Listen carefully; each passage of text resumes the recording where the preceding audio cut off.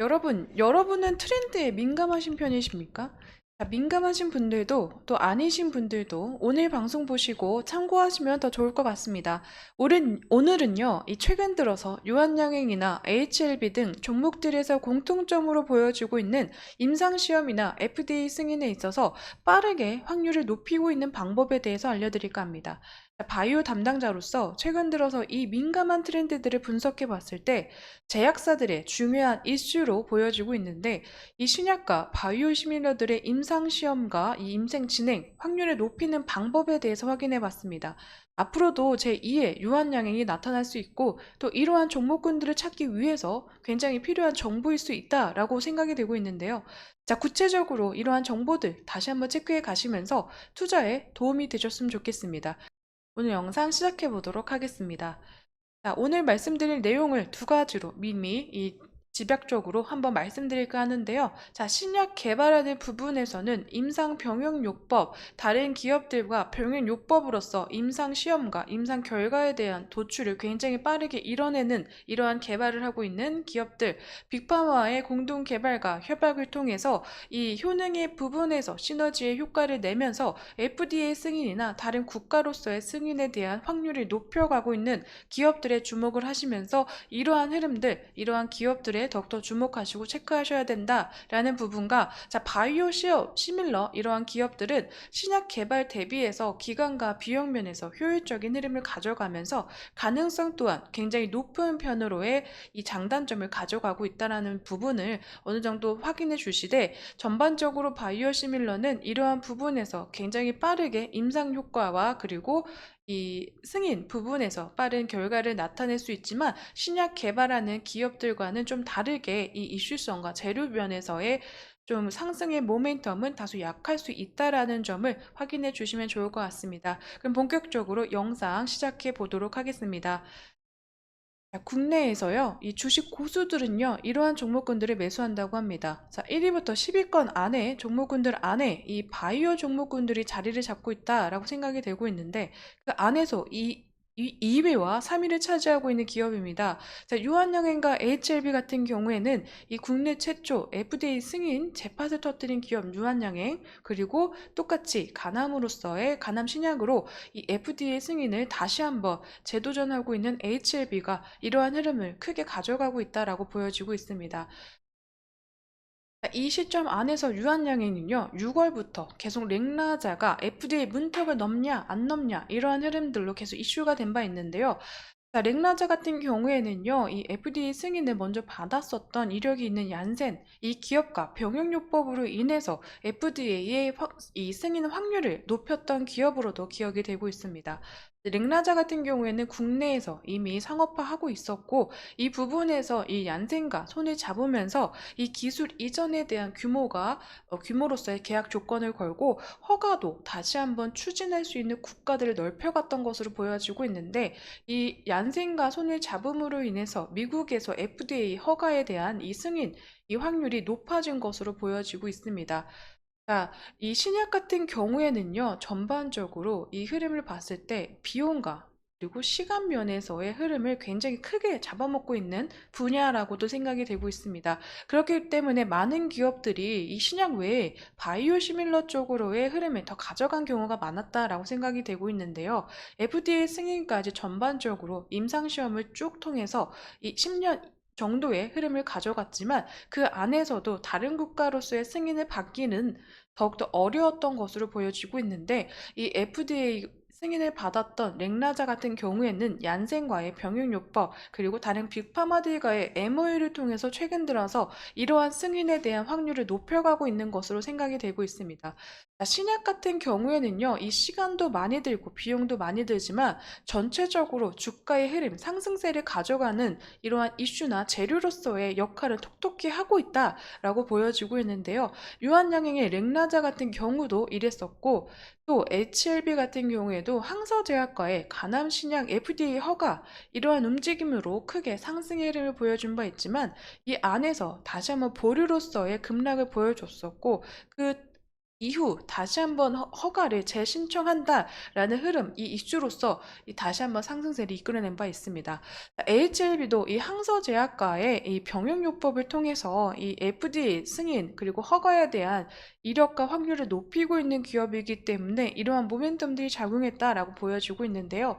신약 개발 같은 경우에는 이렇게 재료로서 톡톡하게 역할을 하고 있고, 이 부분에서 얼마나 어려웠는지, 또 이 부분에서 바이오 시밀러보다는 아무래도 주가를 움직이는 변동폭이 크게 움직일 수 있는 재료로서 작용을 한다는 점. 하지만 전반적으로 이렇게 MOU나 그리고 병행요법을 하지 않는 기업들은 더욱더 시간이 많이 걸리고 비용적인 면에서 감당하는 부분이 더욱더 커지면서 부담으로 다가올 수 있는 이러한 분야라는 점도 확인해 주시면 좋을 것 같습니다.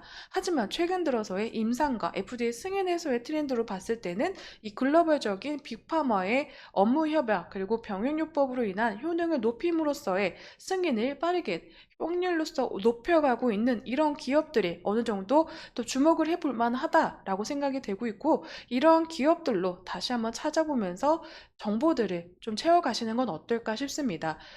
예시적으로 보여드렸지만 이 신약과 그리고 바이오 시밀러 이 부분으로 나눠져 있다라고 얘기를 드렸던 것 같은데요. 이 바이오 시밀러 같은 경우에도 2032년 전반적으로 55개의 블록버스터급 첨단 의약품이 특허 만료가 됨에 따라서 바이오시밀러 경쟁 시장이 더욱더 커질 것으로 예상이 되고 있습니다.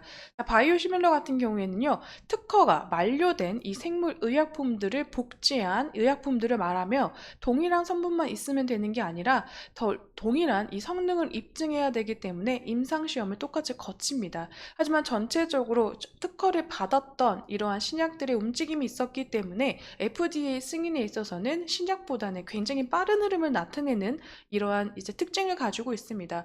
하지만 이 부분에서도 바이오시밀러 이 특허가 만료되는 이러한 의약품들이 늘어나고, 그로 인해서 시장 또한 전망치가 계속해서 올라가고 있지만, 그로 인해서 경쟁사들도 계속 나타나면서 더 치열해지는 움직임들까지 예고가 되고 있다라고 보여지고 있는데요. 여기에 추가적으로 글로벌적으로 이 주요 국가들 바이오시밀러 개발 규제 완화가 좀 보여지면서 영국과 미국, 유럽연합 등에서도 추가적으로 바이오시밀러에 대한 의약품에 대한 이 지금 규제가 완화됨에 따라서 그 경쟁 심화는 더욱더 치열해질 것으로 보여지고, 또 다른 국가로서 진출할 수 있는 국가적인 이 시장은 또 커질 것으로 장단점이 현재 보이고 있는 시점이다라고 생각이 되고 있는데, 현재 바이오 시밀러와 바이오 신약 부분에서 좀 나눠서 봤을 때 이 시밀러 자체적으로는 전반적으로 임상 시험에서도 짧은 기간 그리고 비용 면에서도 적은 비용, 그 안에서 이미 FDA 승인을 받은 이러한 약품이라면 평균적으로 제품 승인 또한 높은 확률로서 가져가는 흐름을 보여주고 있죠.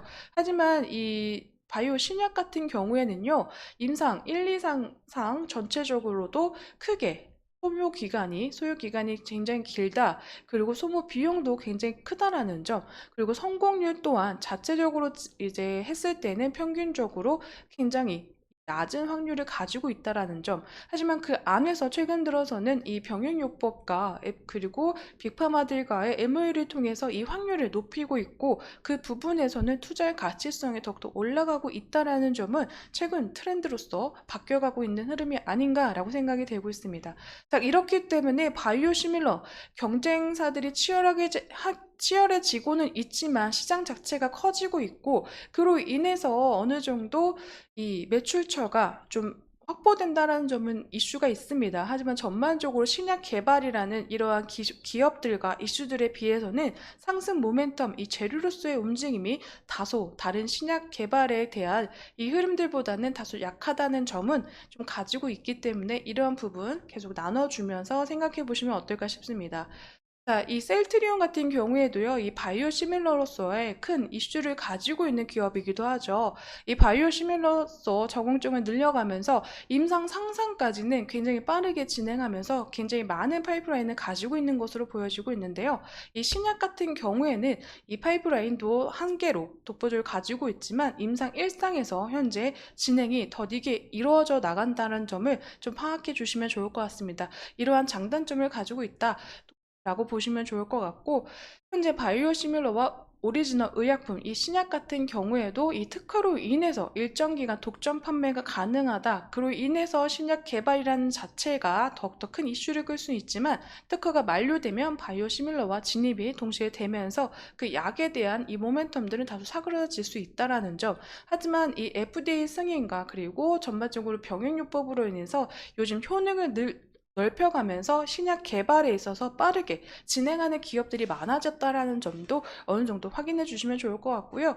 이 바이오시밀러 같은 경우에는 특허 만료 후에 제품군들을 이제 임상시험을 조금 더 빠르게 진행함에 있어서 이 시장에 진입이 가능하고 상용화 시킬 수 있다라는 점은 큰 장점이지만 이 신약 개발과는 다르게 전체적인 이 바이오시밀러로서의 이러한 승인이나 임상시험은 신약 개발보다는 이목화되거나 주목화되기는 조금 좀 더디고 좀 낮을 수 있다라는 점을 확인해 주시면 좋을 것 같습니다. 자, 오늘 이렇게 해서 최근 인상에 대한 트렌드 전반적으로 살펴봤는데요. 바이오시밀러와 그리고 이 신약 개발에 대한 시장에 대해서도 한번 차이점을 말씀해 드렸습니다. 최근 트렌드, 이 트렌드와 이슈로서의 주목하고 또 재료로서 상승해 가고 있는 이 주가의 움직임에 대해서 한번 파악해 봤으면서 이 부분에서 또 다른 제2의 요약량행을 종목을 고르실 때 이러한 부분들을 체크해 가시면서 고르시는 건 어떨까라는 생각으로 준비해 봤습니다. 바이오들은 이러한 정보들로 만들어지는 게 많기 때문에 이 부분에서 계속 체크해 가시면서 이 대기업 그리고 제 방송을 보시고 영상을 통해서 정보들을 가지고 투자에 도움이 되셨으면 좋겠습니다. 오늘 영상 여기서 마무리 짓도록 하겠습니다. 제 영상에는 개인적인 견해와 의견들이 들어가 있습니다. 그렇기 때문에 투자하실 때는 반드시 참고용으로 사용해 주시기를 추천드리면서 오늘 영상 여기서 마무리 짓도록 하겠습니다. 오늘도 제 영상 시청해 주셔서 감사드립니다.